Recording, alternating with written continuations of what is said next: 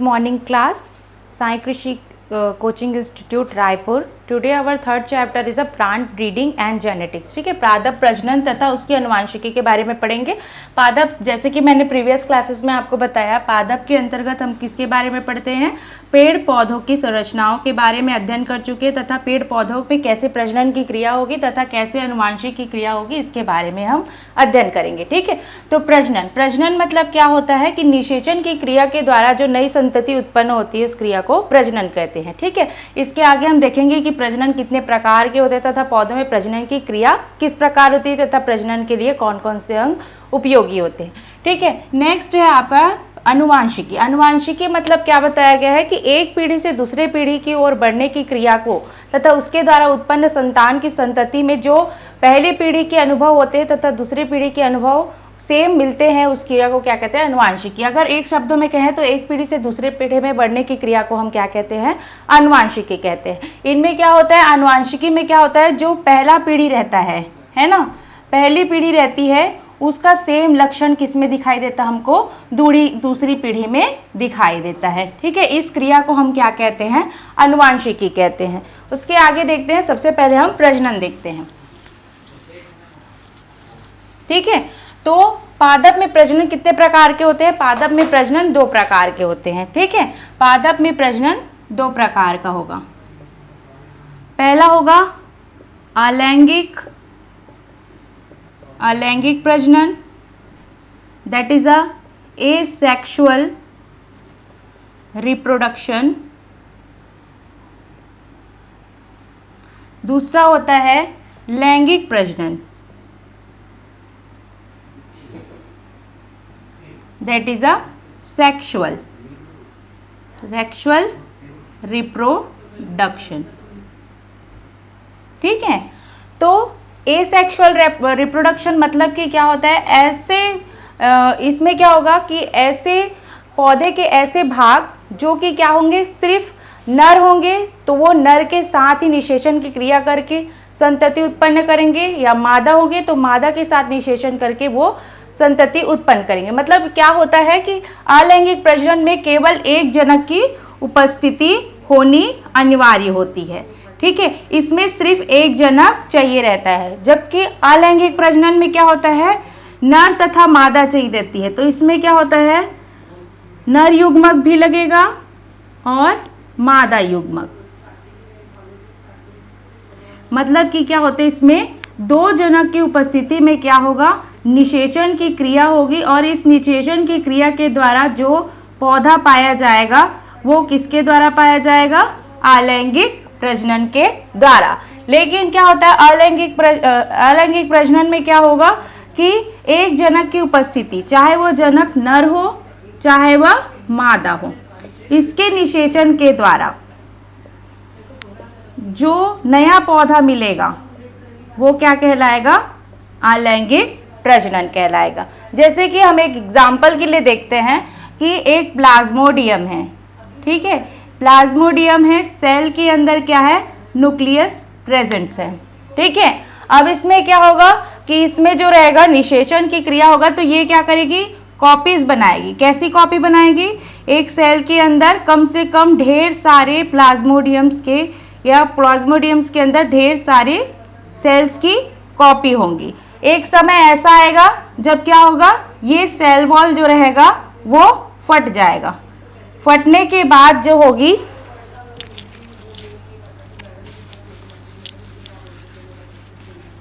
फटने के बाद कम से कम ये अलग अलग प्लाज्मोडियम अलग अलग सेल वॉल और अलग अलग सेल्स में अलग अलग न्यूक्लियस बना लेगा।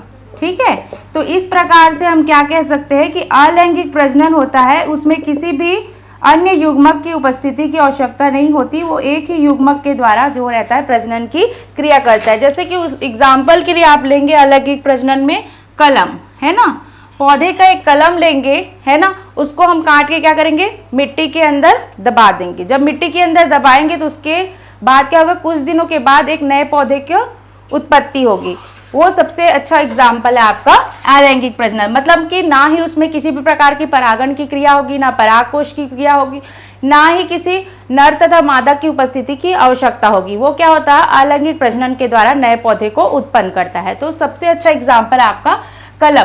कलम को आप काट कर कहीं भी मिट्टी पे लगाएंगे तो एक नया पौधा उत्पन्न होगा, वो क्या होगा, आपका अलैंगिक प्रजनन का उदाहरण होगा।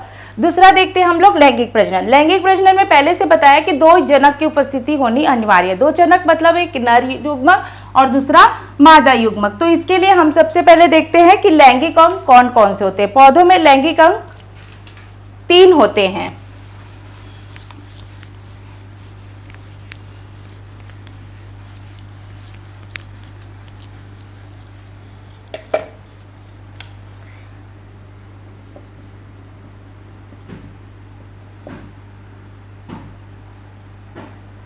ठीक है, इस लैंगिक अंग को हम क्या कहते हैं, रिप्रोडक्टिव ऑर्गन। ठीक है, तो पौधों में जो अलैंगिक प्रजनन के लिए जितने भी अंग इंपॉर्टेंट होते हैं उन्हीं के द्वारा क्या होता है, लैंगिक प्रजनन होता है। तो सबसे पहला आता है, मोस्ट इंपॉर्टेंट होता है आपका पुष्प, दैट इज अ फ्लावर। ठीक है, दूसरा अंग होता है आपका फल, दैट इज अ फ्रूट, और तीसरा होता है आपका बीज, दैट इज अ सीड। ठीक है, ये तीनों क्या होते हैं, लैंगिक अंग, मतलब कि रिप्रोडक्टिव ऑर्गन होते हैं जिसके द्वारा क्या होती है, अलैंगिक प्रजनन की क्रिया होती है। अब अलैंगिक प्रजनन की क्रिया कैसे होगी वो मैं आगे बताऊंगी। ठीक है, इसके बाद दूसरा अंग होता है जिसको हम लोग कायिक अंग कहते हैं, दैट इज अ वेजिटेटिव। आपके वेजिटेटिव ऑर्गन कौन कौन से होंगे, जिसको हम लोग कायिक अंग कहते हैं, जो कि बिल्कुल भी लैंगिक प्रजनन की क्रिया में भाग नहीं लेते।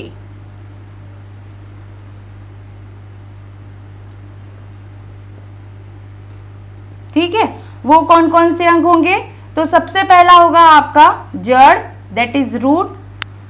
ये बिल्कुल भी लैंगिक प्रजनन की क्रिया में भाग नहीं लेता। दूसरा होता है आपका तना, दैट इज स्टीम। ये भी लैंगिक क्रिया के प्रजनन में भाग नहीं लेता। और तीसरा होता है आपकी पत्ती, दैट इज लीफ।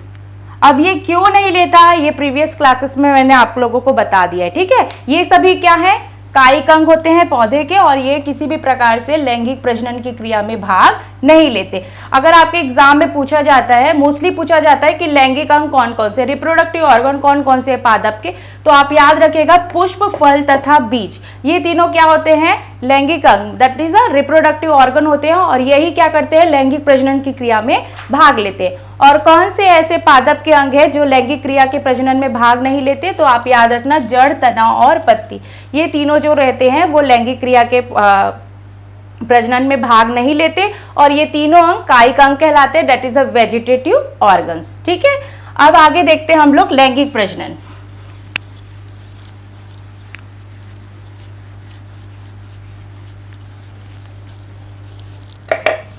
ठीक है, तो सबसे पहले होता है लैंगिक प्रजनन के लिए हमने देखा अंग, तो सबसे पहला सबसे महत्वपूर्ण जनन इकाई होती है पुष्प।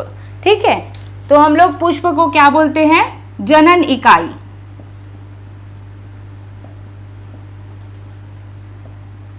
ठीक है, पुष्प को हम क्या कहते हैं, जनन इकाई, जिसके द्वारा क्या होता है, लैंगिक प्रजनन होता है, और जिसके द्वारा क्या होता है, एक नए पौधे का निर्माण होता है। ठीक है, अब पुष्प क्या होता है, पुष्प जो रहते हैं इसमें जो रहता है, दो जो रहते हैं रिप्रोडक्टिव ऑर्गन प्रेजेंट होते हैं, मतलब कि दो जो रहता है इसमें रिप्रोडक्टिव ऑर्गन्स रहेगा, जिसको हम लोग स्त्री केसर और दूसरे को क्या कहते हैं, पुंकेसर। मतलब कि क्या होता है, पुष्प के अंदर मादा युग्मक भी होता है और नर युग्मक भी होता है। ठीक है, तो उसको रे डायग्राम से मैं आप लोगों को एक्सप्लेन करूंगी। ठीक है, अभी के लिए थैंक यू। अभी तक हमने देखा कि अलैंगिक प्रजनन और लैंगिक प्रजनन कैसा होता है। ठीक है, अलैंगिक प्रजनन के बारे में मैंने बताया आप लोगों की कि अलैंगिक प्रजनन जो होता है वो किसी एक युग्मक के द्वारा होता है। अगर नर युग्मक है तो नर के द्वारा होगा, मादा होगा तो मादा के द्वारा होगा। आपको उदाहरण के लिए बताया, जैसे कि कलम को लेकर आप किसी भी मृदा पर लगाएं, उसमें कुछ दिनों के बाद देखेंगे तो एक नए पौधे की उत्पत्ति होती है। ये किसके द्वारा होती है? अलैंगिक प्रजनन के द्वारा। लैंगिक प्रजनन के बारे में बताया कि लैंगिक प्रजनन के लिए हमको क्या चाहिए रहता है? रिप्रोडक्टिव ऑर्गन चाहिए रहता है, जिसको हम लोग लैंगिक अंग कहते हैं, जिसमें सबसे पहले मैंने बताया पुष्प के बारे में। ठीक है, तो हम आगे देखते हैं पुष्प। पुष्प क्या है? एक पुष्प की जनन इकाई देखते हैं। तो जनन इकाई क्या होती है? दो होती है, एक नर तथा दूसरा मादा। तो नर में क्या क्या आता है? सबसे पहले देखेंगे हम लोग परागकोश आता है, और दूसरा क्या आता है? पूतंतु, दैट इज अ फिलामेंट आता है। ठीक है, परागकोश मतलब कि पोलन के अंदर क्या रहता है? पोलनाइजेशन की क्रिया, जैसे कि परागकण की क्रिया होगी, है ना, तो कण किसके रहता है? पोलन का रहता है। वो किसमें क्या करता है कि कुछ दिनों के बाद वो क्या होता है? स्फुट हो जाता है ना। फूटने के बाद क्या करता है? किसी दूसरे पुष्प के वर्तिकाग्र पर, ये देखिए ये क्या है? वर्तिकाग्र है, उस पर जाकर वो बैठता है ना।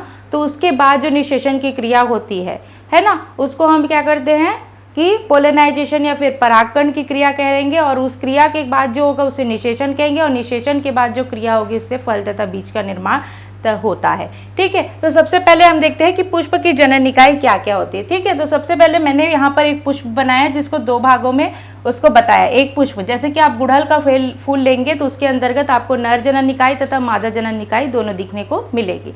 तो सबसे पहले देखिए गुड़हल का रे डायग्राम है यहाँ पर। तो सबसे पहले देखते हैं हम लोग यहाँ पर कि पुष्प जो रहता है ना, पुष्प जो रहता है वो कैसा रहता है? जब कली के रूप में रहेगा तो ऐसा चिपका हुआ रहता है, उसमें एक हरी हरी जो रहती है पत्तीनुमा संरचना होती है। हरी हरी पत्तीनुमा संरचना को हम लोग क्या कहते हैं? कैलेक्स कहते हैं, मतलब कि बाह्य दल पुंज कहलाता है ना। बाह्य दल कहलाते हैं, जो कि हर किसी में हरा होता है ना। अगर आप बैगन में देखेंगे तो बैगन का जो पौधा होता है ना, उसमें जो फल लगने के बाद, फूल खिलने के बाद, फल लगने के बाद भी वो एक ऐसा पौधा है जिसके अंदर जो रहता है कैलेक्स प्रेजेंट रहता है। ठीक है, उसी प्रकार से इसके जस्ट ऊपर जाएंगे हम लोग तो क्या मिलेगा हमको? करोला मिलेगा, दैट इज द दलपुंज। ठीक है, इसको आप विभिन्न कलर में देख सकते हैं। गुलाब के पौधों में देखोगे तो ये हर कलर में दिखाई देगा आपको, लाल, गुलाबी, सफ़ेद, पीला, है ना। ये क्या करता है? इसमें एक प्रवृत्ति रहती है, ये किसी भी रूप में रूपांतरित हो जाता है तथा हमको नया रूप देखने को मिलता है।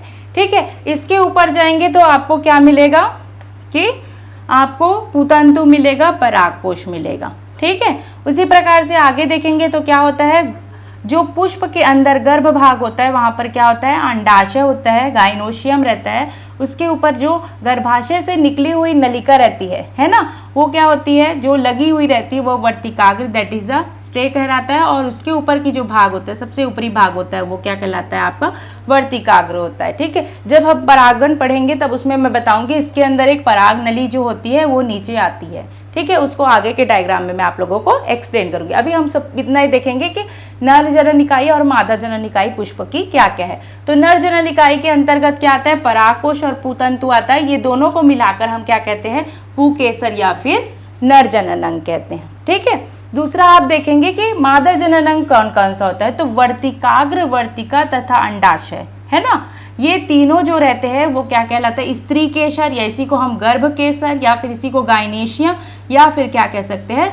मादा जनन अंग कह सकते हैं। ठीक है, यहाँ तक आप लोगों को समझ में आया कि पुष्प के दो अंग होते हैं। ठीक है, मतलब कि गुड़हल के पुष्प में देखोगे तो आपको दो जनन अंग दिखाई देंगे, एक होता है मादा जनन अंग और दूसरा होता है नर जनन अंग। ठीक है, तो कभी भी क्वेश्चन पूछेगा कि नर जनन अंग कौन से होते हैं या क्या क्या कहलाता है, तो नर जनन को हम ही पुकेसर कहते हैं।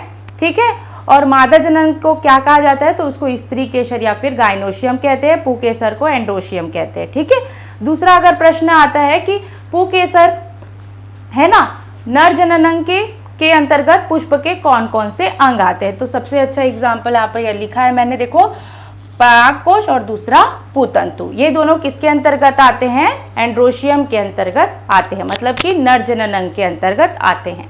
दूसरा क्वेश्चन आपको पूछता है कि मादा जनन अंग के अंदर कौन कौन से अंग आते हैं पुष्प के? तो सबसे पहला वर्तिकाग्र, वर्तिका, और तीसरा होता है अंडाशय। ठीक है, यहाँ तक आप लोगों को समझ में आया। अब देखते हैं कि पुष्प के जनन अंग में किस प्रकार की निषेचन की क्रिया होती है। ठीक है, तो सबसे पहले देखते हैं कि ये एक साधारण पुष्प है। ठीक है, इस साधारण पुष्प में सबसे ऊपर क्या रहता है? वर्तिकाग्र होता है, यहीं से क्रिया प्रारंभ होती है। इस वर्तिकाग्र में किसी भी वायु के द्वारा, किसी भी कीट के द्वारा, किसी भी जल के द्वारा तथा अन्य संसाधनों के द्वारा जब ये पराग कोश से एक क्रिया होती है, जब ये मैच्योर हो जाने के बाद ये स्फुटन हो जाता है ना, जब ये फूट जाता है तो ये परागकण अगर वर्तिकाग्र पर जाकर गिरते हैं, ठीक है, जब ये वर्तिकाग्र पर जाकर गिरते हैं, चाहे वो उसी पुष्प के हो, चाहे वह किसी अन्य पुष्प की संरचना पर, डायग्राम पे मत जाइएगा, ठीक है, चाहे यह परागकोश उसी पुष्प पे हो, चाहे किसी अन्य पुष्प के वर्तिकाग्र पर जाकर ये गिरती है, तो ये क्रिया क्या कहलाती है? आपकी परागण कहलाती है, ठीक है। अगर उसी पुष्प पे गिर रही है तो ये आपकी क्रिया क्या कहलाएगी? स्वपरागण। अगर किसी अन्य पुष्प पे गिरेगी तो वह क्रिया कहलाएगी पर परागण। यहाँ तक आप लोगों को समझ में आया? ठीक है, ये सबसे इंपॉर्टेंट है कि स्वपरागण और परपरागण कैसा और किसके द्वारा। तो ये हमेशा याद रखना कि परागकण का किसी भी क्रिया के द्वारा, चाहे वह कीट के द्वारा, वायु के द्वारा, जल के द्वारा या किसी अन्य साधनों के द्वारा, परागकण का उसी पुष्प के वर्तिकाग्र या किसी अन्य पुष्प के वर्तिकाग्र पर परागकणों का बैठना, वो क्रिया क्या कहलाती है? आपकी परागण। और उसके बाद क्या होता है? निषेचन कैसे होता है? तो देखिए, जैसे ही वर्तिकाग्र पर कोई परागकण आकर बैठा तो ये क्या करेगा? सीधा पराग नली से होते हुए इसको कहाँ पर लेके आएगा? अंडाशय में लेके आएगा। अंडाशय में जो रहता है दो केंद्रक होते हैं, एक जनन केंद्रक होता है और दूसरा होता है ध्रुवी केंद्रक। इन दोनों केंद्रकों के सहायता से क्या करता है? वह निषेचन की क्रिया करता है और क्या करता है? बीज का निर्माण करता है। इस बीज के निर्माण के द्वारा ही हमको दूसरे पौधे की उत्पत्ति होती है। ठीक है, ये नेक्स्ट डायग्राम में मैं आप लोगों को एक्सप्लेन करूंगी। ठीक है, तब तक यहाँ तक ही समझिए कि कैसे होता है। ठीक है, कि लैंगिक प्रजनन कैसे होता है। तो लैंगिक प्रजनन जो होता है, सबसे अच्छा एग्जाम्पल है उसका पुष्प में कि नर जनन निकाय तथा मादा जनन निकाय, इन दोनों में क्या होता है? निषेचन की क्रिया होती। निषेचन की क्रिया के द्वारा ही क्या होता है? नए जनरेशन की उत्पत्ति, मतलब नए पौधे की उत्पत्ति होती है। अब वो क्रिया कैसे होती है? वो क्या होता है कि पराग कणों के द्वारा होती है। पराग कण जो रहते हैं वो नर युग्मक के होते हैं। वो क्या करेंगे? जनन केंद्रक में जाकर उसके साथ क्या करेंगे? निषेचन की क्रिया करेंगे। वो कैसे करते हैं? तो वर्तिकाग्र में क्या करते हैं? ये परागकण आने के बाद पराग नली से होते हुए, है ना, सीधा अंडाशय में जाते हैं। अंडाशय में क्या होती है? दो इकाई होती है, जनन इकाई जिसको अपन जनन केंद्रक कहते हैं, दूसरा होता है ध्रुवीय केंद्रक। इन दोनों केंद्रक के बीच जो रहती है क्रिया होती है, जनन केंद्रक के द्वारा ही क्या होता है? बीजांड का निर्माण होता है और यही बीजांड जो रहता है नए पौधे को उत्पन्न करता है। ठीक है, तो ये होता है आपका लैंगिक प्रजनन। ठीक है, थैंक यू क्लास।